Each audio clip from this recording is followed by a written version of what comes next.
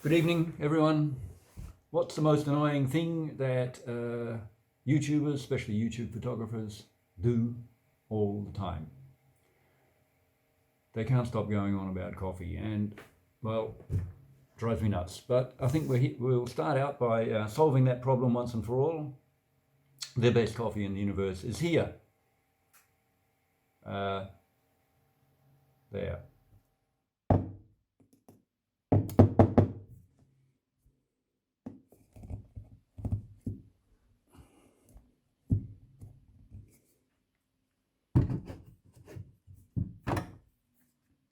Gotta have one of these.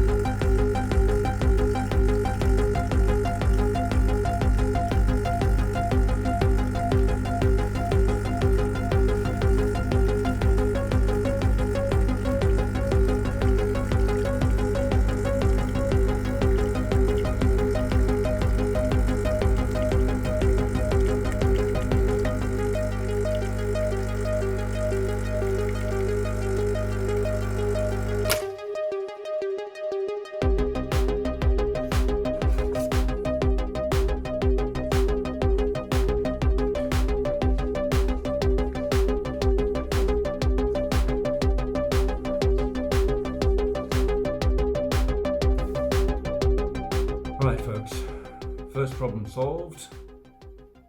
Are we ready for action? I'd say so.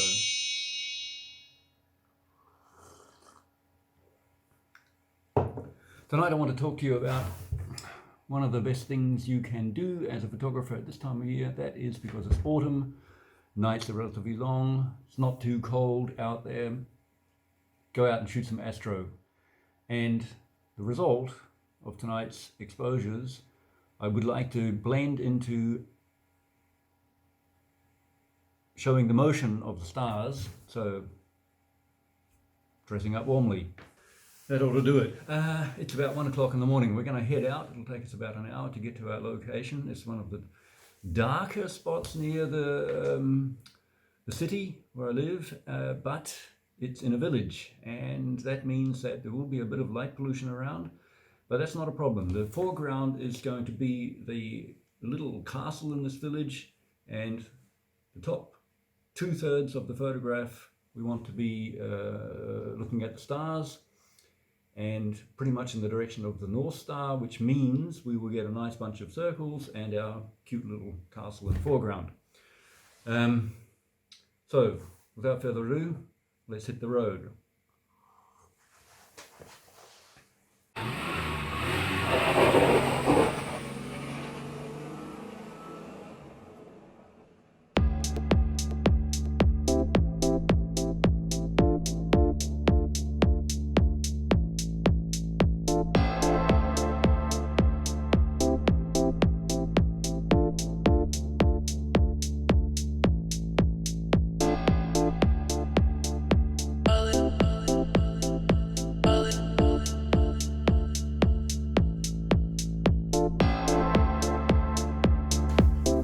Back again, and we're ready to get to work on these images. The first thing to do is to put them into a folder with the right date on it, and we're going to open up the TIFFs, unedited TIFFs, into the first of the programs, and that is Sequator.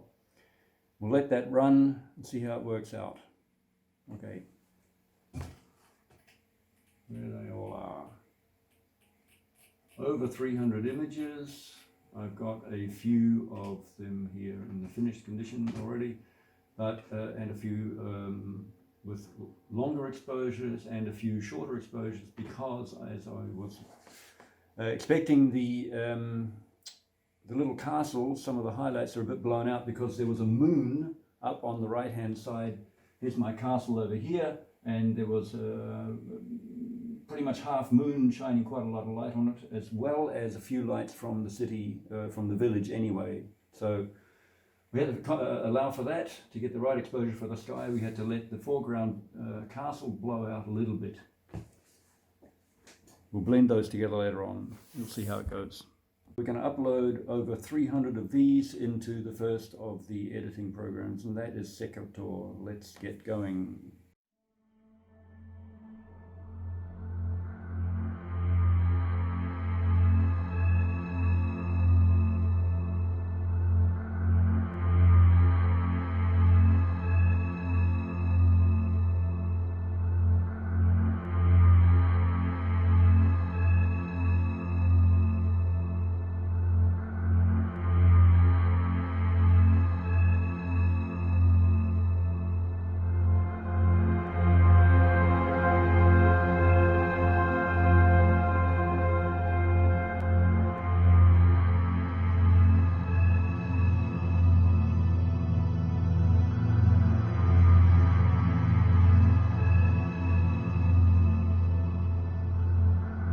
Next up, we'll upload the same set into a program called StarStax. It does a pretty good job, but I think there's one little problem, and we might see that in the result.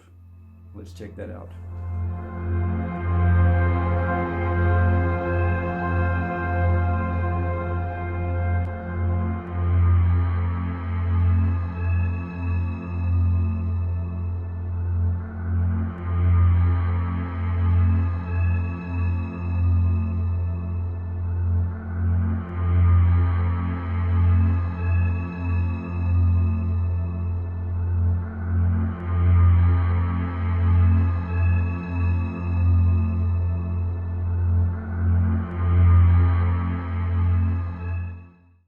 What you'll also see here is now we've got two basic results, and I've had a close look at both of them.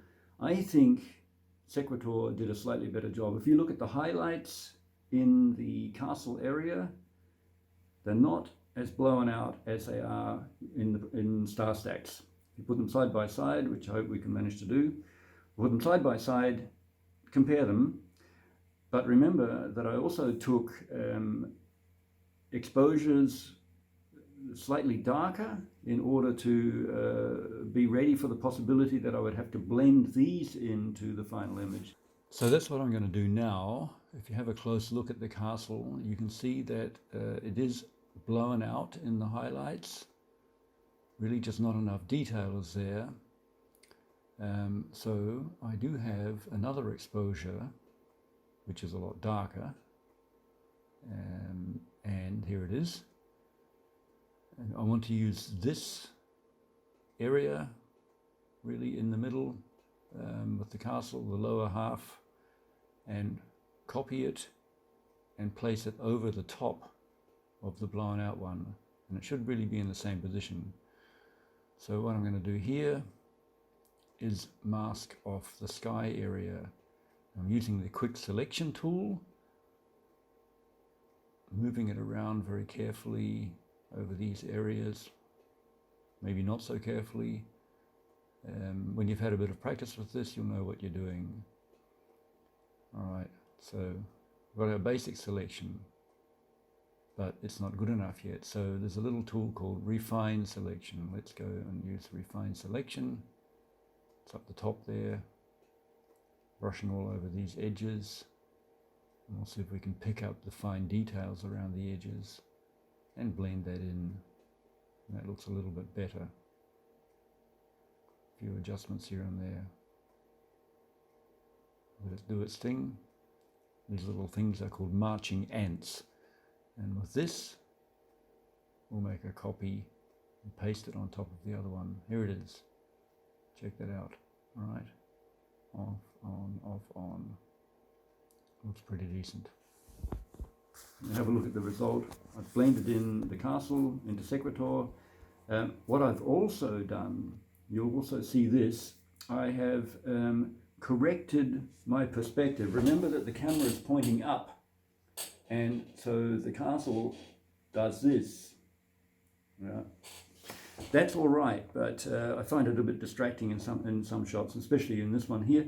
But what I've done is I've stretched out the sides and then pulled up the heavens again to get the circles back into more or less a circular form. Before that they were like egg-shaped. So we've corrected perspective, stretched it out a little bit, and then you'll see the final result. I think it's a little bit more pleasing, and I've cropped it to 4:5. Why 4:5 is generally optimal for social media these days. People are scrolling past your pictures all the time and don't stop very often. If you've done a landscape format, it's got to be a really good one. Otherwise, nobody's going to even see it, because it's like, you know, like this on your screen. If you've got a 4:5, it's coming out like that on your screen. Okay, that's a little bit an unfortunate thing about social media.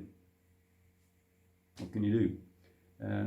Anyway, I'm not really in the business of making pictures to make little old ladies happy with sunsets and swans. I do that as well, and I like them, and they're kitschy, but from time to time have a chance to do something a little bit more serious. Yeah, raving on here a little bit. These pictures are relatively easy to do. I recommend you give it a try. Time for a nap. Good night.